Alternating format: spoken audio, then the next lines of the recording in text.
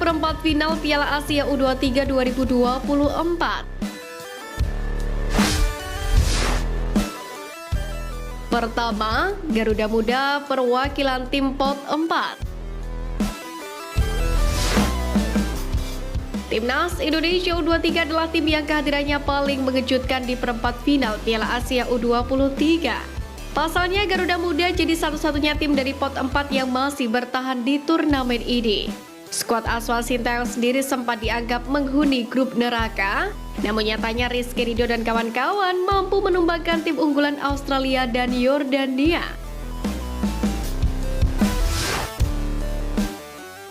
Kedua, Uzbekistan dan Arab Saudi superior, Korea Selatan clean sheet.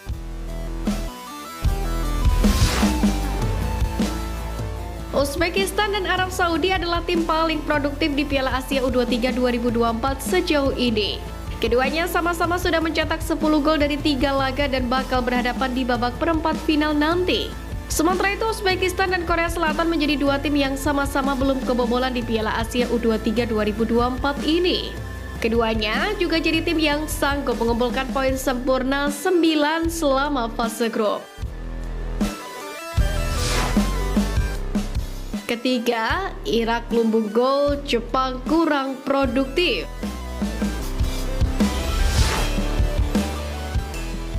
Irak adalah tim dengan jumlah kebobolan paling banyak di antara tim perempat final lainnya. Irak kebobolan 5 gol, namun mereka sukses jadi juara grup C. Sementara Jepang adalah tim paling sedikit mencetak gol dibanding tim-tim yang lolos ke perempat final Piala Asia U23 2023. Jepang baru mencetak 3 gol sejauh ini. Akhlak sebelum laga disorot, kunci sukses Garuda Muda viral.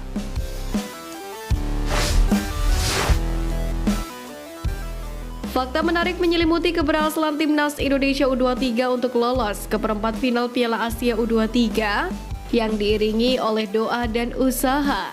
Sebagaimana diketahui, perjalanan Timnas Indonesia U23 mengejutkan fans sepak bola tanah air. Bahkan, media asing dan pundit luar negeri pun turut kagum dengan perkembangan sepak bola tanah air yang mampu bersaing di level Asia. Menariknya, di balik keringat dari usaha para pemain dan juga pelatih, terdapat dorongan lain, yaitu doa yang membuat hasil kerja keras Indonesia meraih kemenangan. Selama pertandingan berlangsung, para pemain Timnas Indonesia U23 tetap melaksanakan ibadah wajib sholat 5 waktu di sela-sela waktu istirahat yang ada. Hal itu terlihat dari video viral unggahan akun Instagram @sipalingtimnas12 dan Garuda Fans Indonesia beberapa waktu yang lalu. Dalam video tersebut terlihat bek tengah sekaligus kapten Timnas Indonesia U23 Rizky Ridho Ramdhani menjadi imam sholat bagi teman-temannya yang muslim. Tampak mereka sholat di ruang ganti stadion yang dibatasi menggunakan papan bertuliskan Press Conference Room. Di tayangan lainnya, memperlihatkan penyerang Timnas Indonesia U23 Wita Sulaiman juga melaksanakan sholat di ruang istirahat para pemain dengan beralaskan handuk putih sebagai sajadahnya.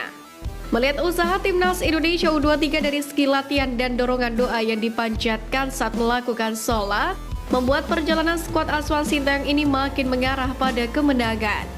Warganet pun memenuhi kolom komentar unggahan video viral tersebut. Mereka memuji akhlak para pemain Timnas Indonesia U23 yang tetap menunaikan kewajiban sholat sebagai seorang muslim.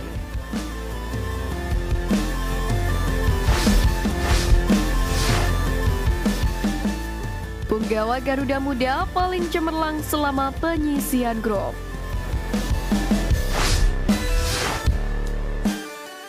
Pertama, Marcelino Ferdinand.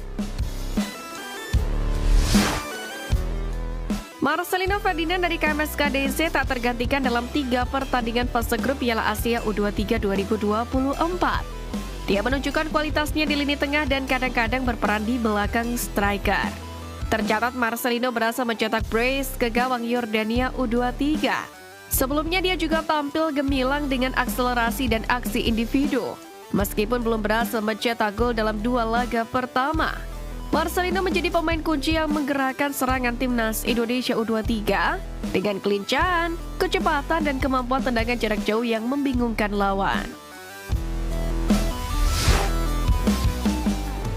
Kedua, Hernando Ari.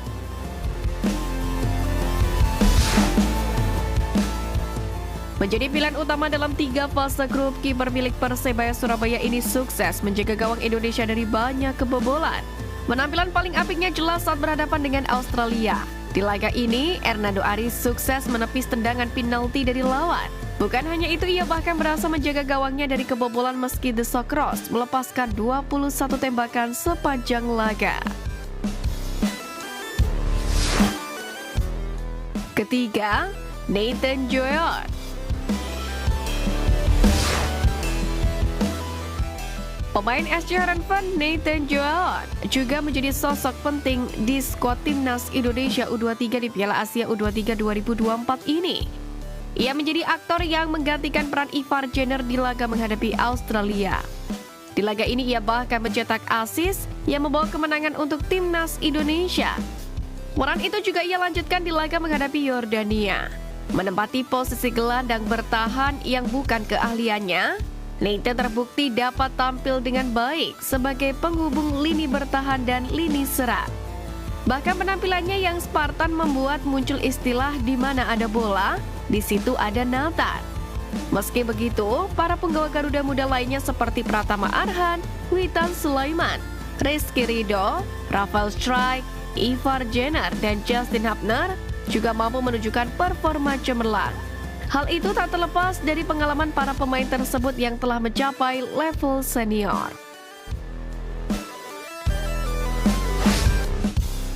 STY fokus perempat final, Jackson F. Tiago beri wejangan.